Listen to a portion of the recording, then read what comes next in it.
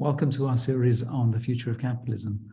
Pleased to have you join us. I'm Ketan Patel, and today I'm speaking to Joel Rosenthal, who is the president of the Carnegie Council on Ethics in International Affairs. Joel's work is fascinating. He works on empowering ethical action with a focus on US foreign policy, issues of war and peace, human rights, and pluralism. The Carnegie Council was founded in New York City in 1904 with Andrew Carnegie assembling a group of leaders drawn from religion, academia, politics, and appointed them as trustees of an organization that he set up with the hope that war could be made obsolete. So very relevant to today. And Joel, in his position as the president, is somebody who leads a team that identifies the critical ethical issues, convenes the experts, and produces agenda-setting recommendations on what to do going forward.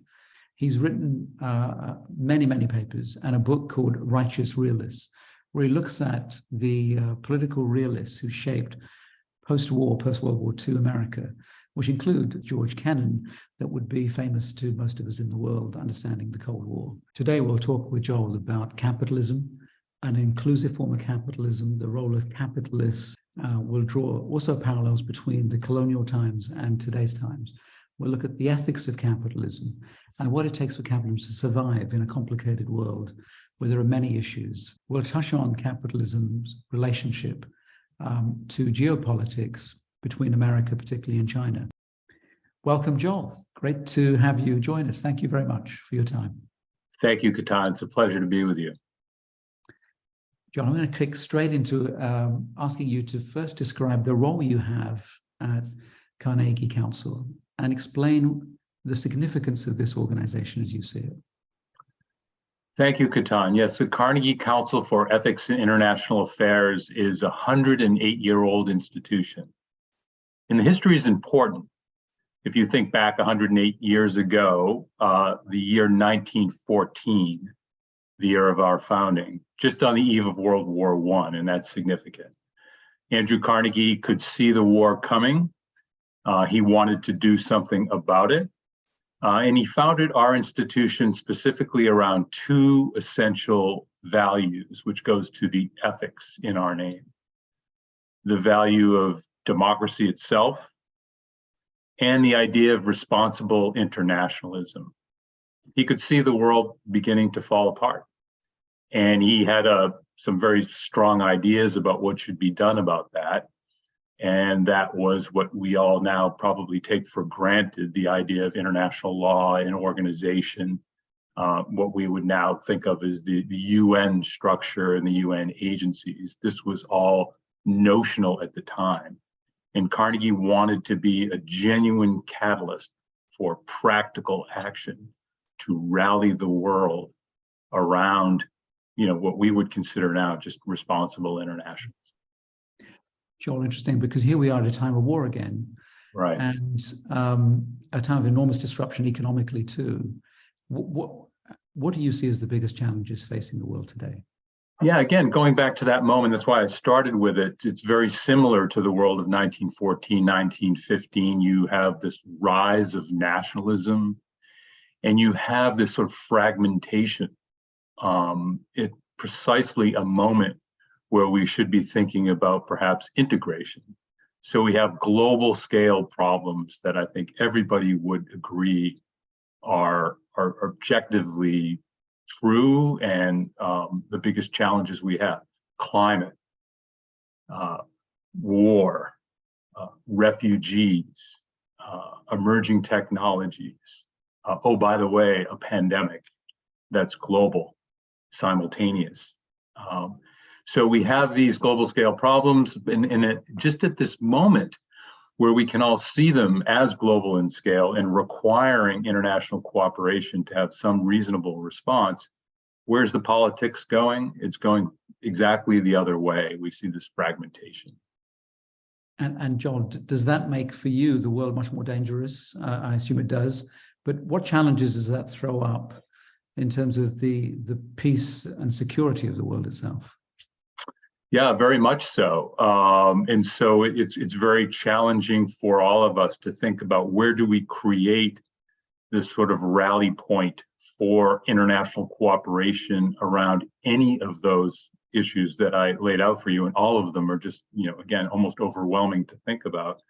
And that's why I'm glad to be talking to you, Ketan, because of the project that you're working on with Capitalism as a Force for Good. I do think that one place where we can begin to think about cooperative ventures to sort of achieve specific goals is around investment, is around the use of finance as a practical matter. And if we take the biggest challenges of the world, and you mentioned some of them there, and sustainable development is certainly one of them, and the fact that there are so many people, I guess, not included, we do seem to have a huge amount of money in the world. There's $450 trillion of gross liquid assets from our calculations. Why are things just not getting funded, do you think? That's a great question. I sort of think back to the New Deal. As an American of a certain age, I have kind of points of reference for this, and that was obviously in the last century the big moment for capitalism, particularly in the United States, but also I think in Europe as well. The sort of creation of the welfare state as we understand it today.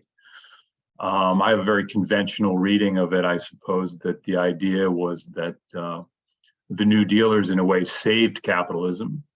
And how did they save capitalism? Well, they saved it by creating the social safety net, right? By including more people in making sure that, at least on the national level, that that people were taken care of. It's an unfinished project for sure, particularly in the United States now. We can think about healthcare and housing in other areas, but the idea was certainly there, and it certainly caught on.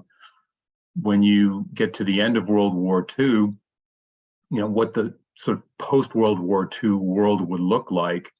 Again, I think from an American point of view, it was kind of a global New Deal. The idea being that the end of the sort of imperial system could lead to kind of a global New Deal, if you will. What does that mean? It means unleashing the forces of capitalism in terms of a great engine for development, unparalleled. And we can talk about how that performed post-World War II and into today. Proof of concept. However, there's another side to that, which is the welfare state, the safety net, and all that goes around with that, in addition to, by the way, treatment of labor and communities and so on. So I see those two things connected. Okay, so let's structure that. So yeah. Do you see there being multiple forms of capitalism today, or do you see one system that is the predominant system of capitalism? Boy, that's a great question. I think it's being challenged, and it's being challenged in several directions. Of course, we have state capitalism, right? That's its own thing. I think there's a great struggle still in this country about how, what the boundaries should be for capital formation, what kind of regulation we should have, so we can look at, the need perhaps for antitrust and so on. But the thing I've been thinking about most recently is, I guess I'll call them the Western oligarchs, or the American oligarchs, the sort of the Elon Musks of the world, who have their own view, I suppose, of capitalism. And the thing that's interesting to me about that is a capitalism that's almost sort of exceeding the state in some way, right? So again, my reading of capitalism is sort of the old 20th century version, which is, capital has a deal with the state. So corporations are chartered by the state, they have license to operate, they have obligations, they pay taxes, there's that sort of social contract, if you will. Yes. The sort of uber capitalism that we see in certain sectors now, again, with Musk being kind of an easy, almost a cartoon character in some ways of this, but this idea that capital is so big, and the aggregation of these resources is so great, that they somehow exceed the state. And maybe this is exacerbated by some of the characters who happen to be running these companies. But I think it's a real moment right now in terms of the type of capitalism we're seeing. I think that this hits now to the core, I guess, of how we might think about capitalism's evolution. It sounds like what you're saying, though, is that there was a capitalism that was beholden to the state, had responsibilities to the state. Right. And if we trace back the Carnegie Council, you'd say in the 20th century in particular, this role was getting well defined, and the state saved capitalism. If you go before that, would you say that capitalism was not bound to the state? And if you take the exploits of mercantile traders all over the world, whether they were in the Americas, building America, or they were conquering empires and conquering India for the British monarch, that they were not bounded by the state. They felt free to do whatever they wished to do, and the state followed in some ways. This is worth a real exploration. I am not a student of the imperial system and the sort of the colonial systems, but my basic understanding though was that these companies were chartered by the sovereign or by the state, and that there was at least some tacit agreement, if not explicit agreement, between these mercantile ventures and the state. Probably in simple terms, that these ventures would be protected by the sovereign's army and navy, perhaps, right? So, but it's worth thinking about, right? The sort of imperial systems versus and how that then evolves into capitalist system, and what the relationships were between state and enterprise. If you follow that through to today, interesting how you say that in terms of today's capitalists seem less bounded, and you're saying perhaps even less bounded than the mercantile houses like the East India Company and so on felt bounded. But the East India Company felt like it was certainly had a relationship with the British monarch, of course, and was licensed. But again, maybe I'm go and conquer a country, right? Conquer a country and come back. So this interview may suffer from some presentism, but I can't help but think about what's happening right now. So we're in November of 2022, and just as an example, Musk takes over Twitter, right? And he's defining that as the public space, the public forum, right? That there's some civic element to it. And he, again, this is free of the state, really. I mean, in terms of, that he will, from an enterprise perspective, take this over, oversee it. And this is, again, a civic function. And again, thinking about, what's happening right now, just as we speak, another sort of symptom of this being freed from the state is look what's happening with cryptocurrencies, right? Again, the basic idea of crypto, right, is to be, free of state regulation, state even visibility and so on, right? It's a way around it. So anyway, I'm seeing this sort of pattern, right, of this sort of where capital is going. It's also sort of ironic to me, or it's almost just sort of observing, again, many of the Western oligarchs have this obsession with outer space, right? So Bezos has his rocket, and Musk has his rocket, and anyway, again, sort of symbolic in a way of this idea of this sort of boundless or frontierless kind of approach. And Joel, there we were thinking, fall of the Berlin Wall, end of history. Everyone's the world order now is fixed, and everything will follow maybe a slightly more stable but more boring pattern. And here we are, unbound, not just from the state but also from the planet. This evolution of capitalism, what do you think are the underpinnings of that? Is that the technology industry? Is it a new mode of civilization now? that is coming out as we get into the tech era or the information era? Well, what's driving this unbounded feeling? I think we're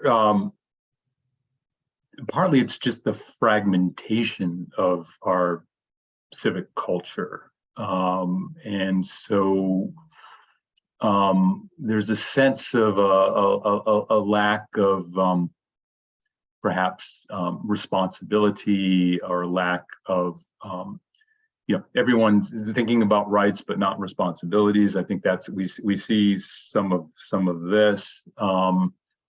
There also seems to be a lack of accountability, which is basic to sort of the democratic structure and society. And so I think some of that unwinding is just a feeling of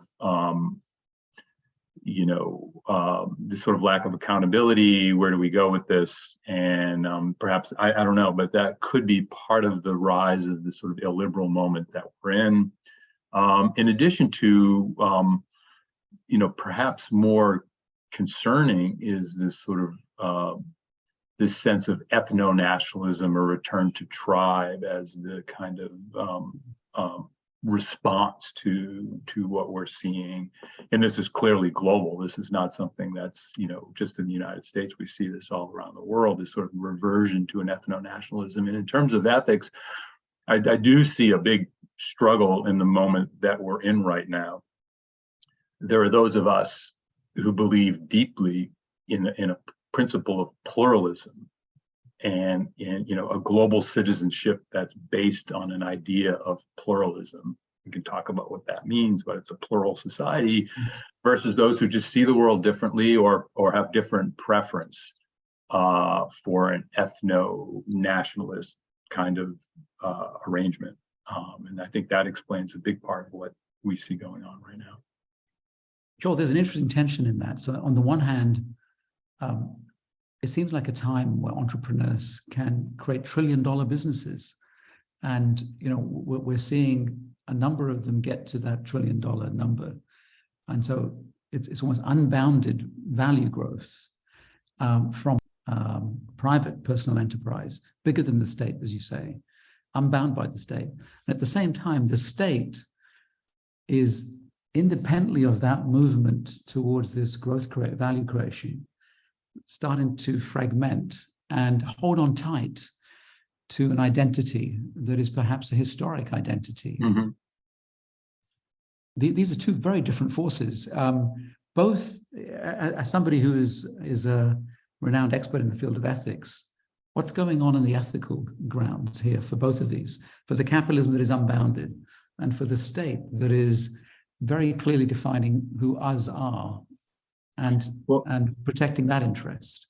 So here's why I'm somewhat I'm intermediate to long-term bullish on democracy as the future, because it goes to, I know, a value that's very important to you, Ketan, which is inclusion.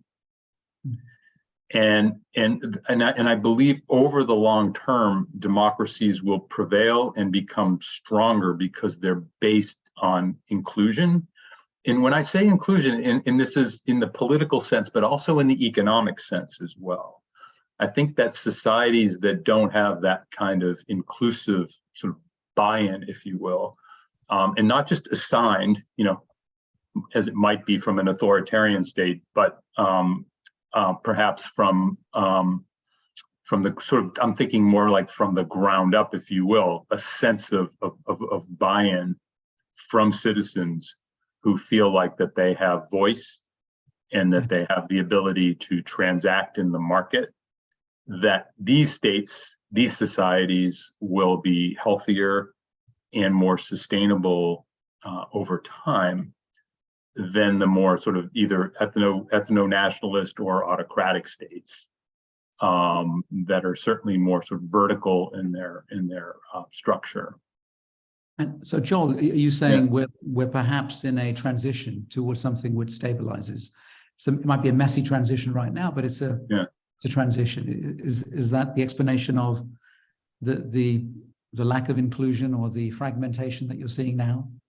Yes, I mean, I think that's a big part of the instability again, maybe this is an American point, but it may be broader, I'm not sure. But what's happening in our society, it's becoming more inclusive. It is. It's becoming, it's slow, it's painful, it's one step forward, sometimes two steps back, right? I mean, it's not simple. But you know, you could look at just as an example, in my lifetime, if you go back, these sort of pictures sometimes are the most powerful way to think about this. If you go back and look when John F. Kennedy was president of the United States and he's delivering his State of the Union address to the Congress of the United States, it's all white, older white men in the Congress, right? I mean, this is 60 years ago, right? I mean, think about where we are now, just from an inclusivity factor, right? So, I mean, and you can use all kinds of metrics, all kinds of barometers, all kinds of images to make that point. I think it's understood. So that's not easy. That's bumpy. That's going to be hard. My own sense is that we're on the right track. Where do you? And it's also, by the way, it's not you never arrive at the destination. Right, it's always open. I mean, democracy itself is by definition always unfinished, and you have to grab this idea. This is not an easy idea sometimes because we're all goal oriented, right? We all want to get somewhere. This is a journey without a final destination, right? It's a process that we believe in. I like that picture actually. So there's a sense of almost social development or global development, I guess, of us as a species heading towards something more inclusive, where democracy is strengthened, and the journey is not easy, right? So along the way. Yeah, I think so, but you know, I think we need to be realistic about there are those who do not share that vision. So I mean, I do think that right now, I do believe there is an ideological struggle happening. Not necessarily a bad thing, the struggle itself. I mean, this is real life, and that struggle is, is the sort of ideology of this sort of illiberal democracy. If you read the speeches of Viktor Orban, I think that's the clearest explanation of it. Orban, to his credit, is very clear about his vision for society. It's based on ethnicity. It's based on nationalism. It's based on religion. He uses the word illiberal. He believes the state has certain kind of power. It should exert that power that goes to way of life, to culture, and so on. I mean, it's a genuine point of view which is shared by millions around the world, and it's opposed to what I would say, I'll just be honest, my point of view, which is a much more pluralistic, open view of society. But I think that struggle is ongoing, and it may be with us for some time. And in that struggle, what is the role of capitalism? Because the American system uniquely spends an amount of money in any particular campaign that is orders of magnitude bigger than in any other democracy when they elect their leader. At the risk of being flip, I think it's up to the capitalists. I really do. I mean, because I believe in freedom, and I believe that I believe in private enterprise. I think that as the engine of growth in what it yields in terms of human well-being. And so, I mean, I think this is why the work that you're doing is so important, because it really goes to the values of the capitalists and those who control the capital as to how they will use it, how they will invest it, how they position it vis-a-vis the community. These are open questions, and I think this is where leadership matters, and in that sense, it becomes quasi-political. But I think that's okay.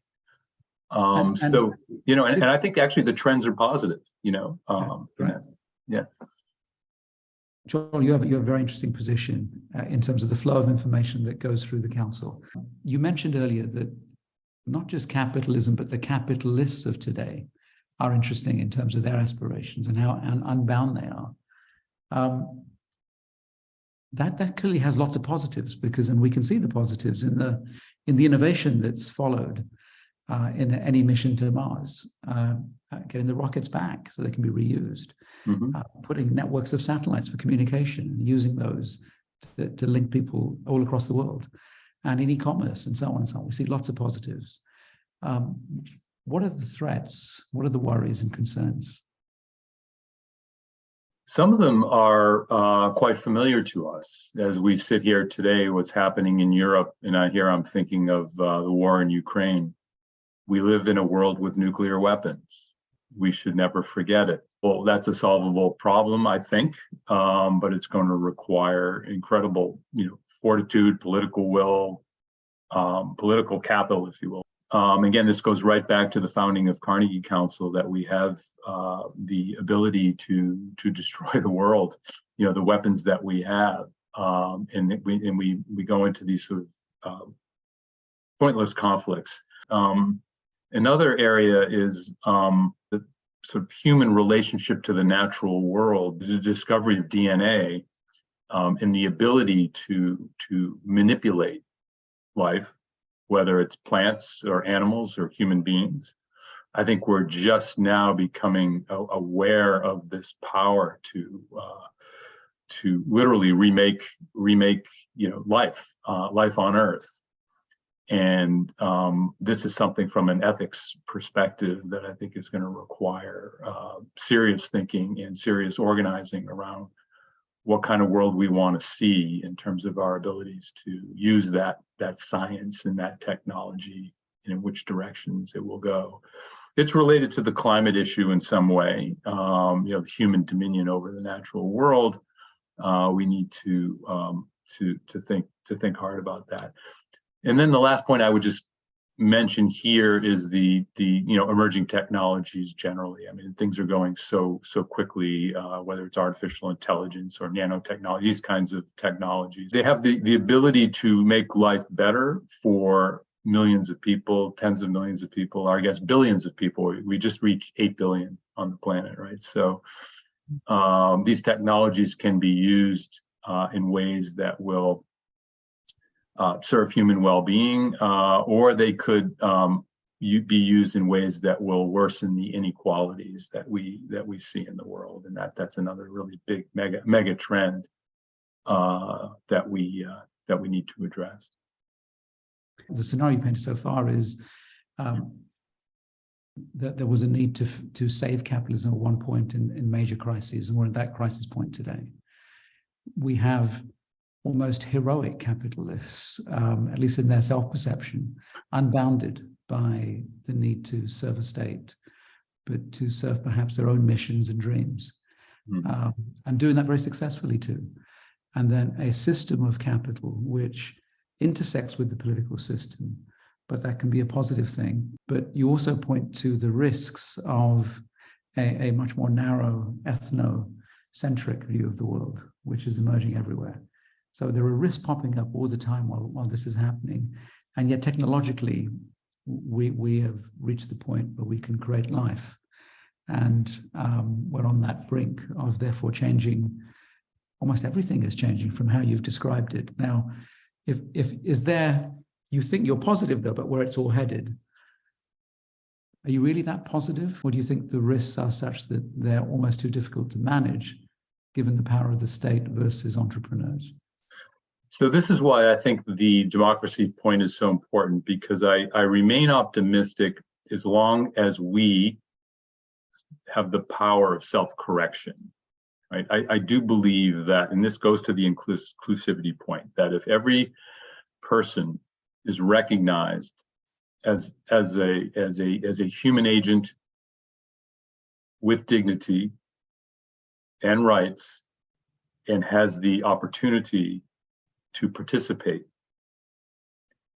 in society, that the system remain open in some way. I am long-term optimistic of that ability for it to self-correct, because my own view of human nature is we are hardwired for conflict, but we are also hardwired for cooperation.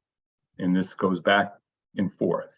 And I do believe that as individuals learn about and understand the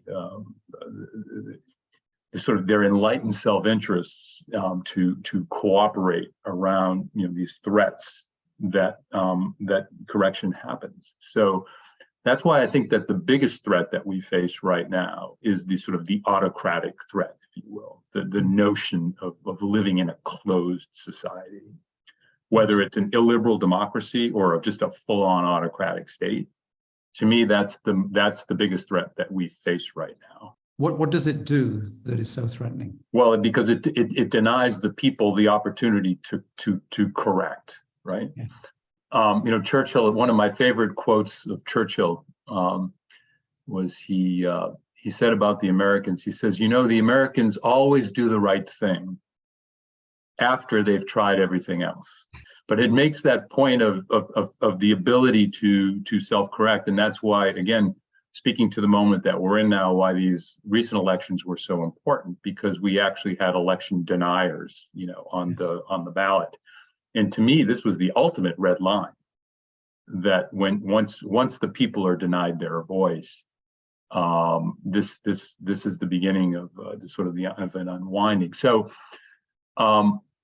and I do believe that this notion of self-correction, this ability to think about the interests of others, I do think it's within our capacity to do that, and to find solutions. I also think that progress is not linear. We don't move in linear fashion. We always sort of, kind of zigzag towards some North Star. I think that there's every reason to be hopeful.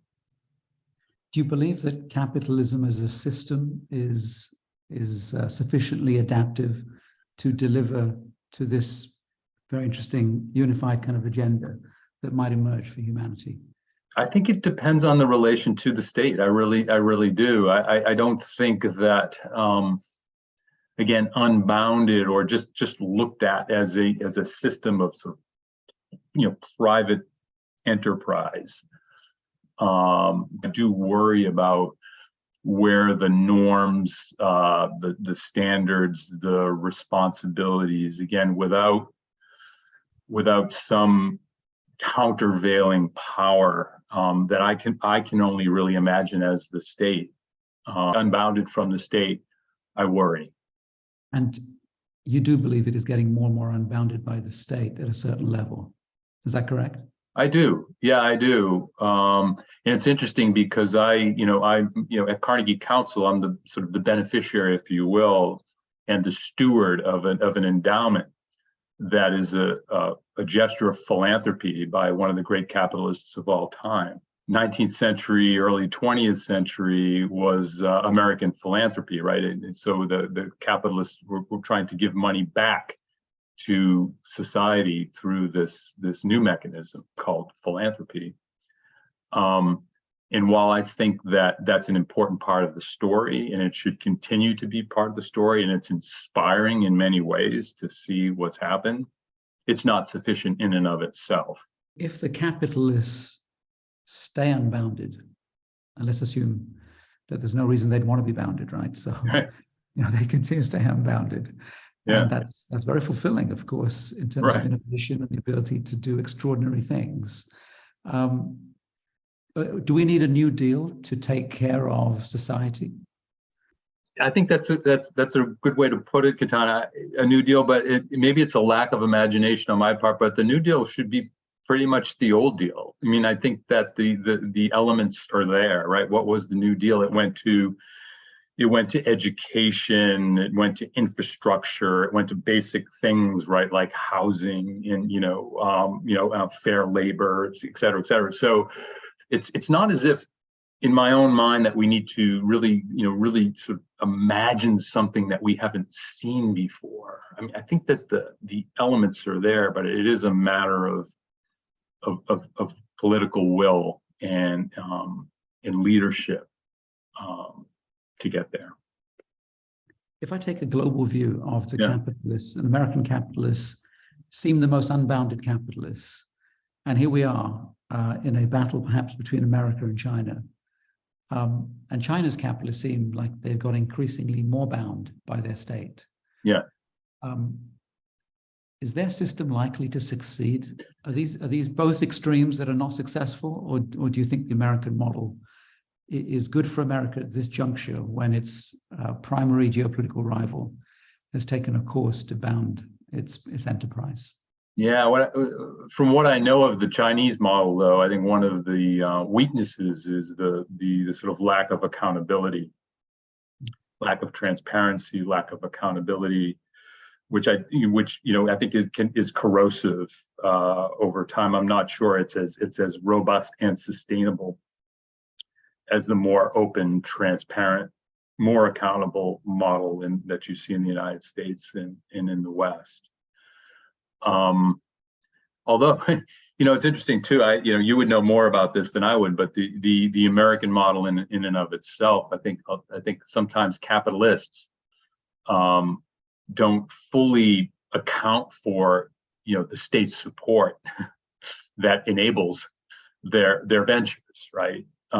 That's a tricky accounting thing, but so I think a little more awareness in the Western model of the relationship. Again, you look at Musk, look at where the funding, capital, some of his capital came from. My understanding was state monies that would stake him on some of his enterprises. So, and this is all old New Deal stuff, but it's worth renewing that debate and that discussion about what is that deal between capital, labor, the state, and then of course the community itself. If China's model is not the one that looks like it has enough transparency or enough self-checks, perhaps because they're state checks, and the American model is unbounded, aren't you also saying the American model is also not very accountable anymore to the state? And so it is also a model that is moving towards being less accountable. Right. That would be my diagnosis. So I would like to see the state become a little bit more assertive in that. If American capitalists were focused on the issues of the planet, do you think that would be a massive bonus for the world? Because they've demonstrated, American capitalists demonstrated they can reach the moon, they can reach Mars, they can. Absolutely, yeah, no, this should be an exciting time, yeah, for the deployment of capital in that direction. I mean, look at the pandemic is a great example, right? I mean, the formation of capital to be deployed to this whole issue of vaccine, and again, my understanding is we were fortunate to already been underway when the pandemic hit, which was one of the reasons that vaccines became available so quickly. But again, yeah, I mean, I think that's a great model for thinking about, where to direct capital in terms of social good. How do we play the role of the individual into this? As citizens, and I think that may sound like a quaint notion, but I think it remains important and maybe needs to be reinforced in terms of what that means. And then also as consumers, I think that's important as well and can be powerful in terms of how people think about their choices and their identity about how they consume. Those are the two obvious places where individuals have agency. But it's worth thinking about how to empower individuals so that they feel like that they're agents and that they have choice and that their decision matters. Is the citizen likely to be a powerful force in capitalism the way they are in politics? By these choices as a citizen to elect a government that holds more accountability or less, and a citizen or an individual as a consumer that consumes certain things and not others, and therefore the returns for the corporate are determined by the individual. We've seen that in politics play out. Do you see it playing out in these two other fields too in a much more powerful manner? Well, the answer is it should, but I think part of the reason, that we feel, some degree of worry, concern, even despair sometimes is the notion that governments and businesses are not held accountable, right? So, we can, why are we in the fix that we're in? Well, the financial crisis, the war, et cetera. So, I mean, those who make an argument that the powerful are not being held accountable have a real point. So it's a question of just sort of reinforcing this idea. But I think that the rise of Trump, the rise of illiberalism, and so on, I think it can be traced to the global financial crisis and the failure of leadership and the failure of elites in various sectors over the last 20 years or so.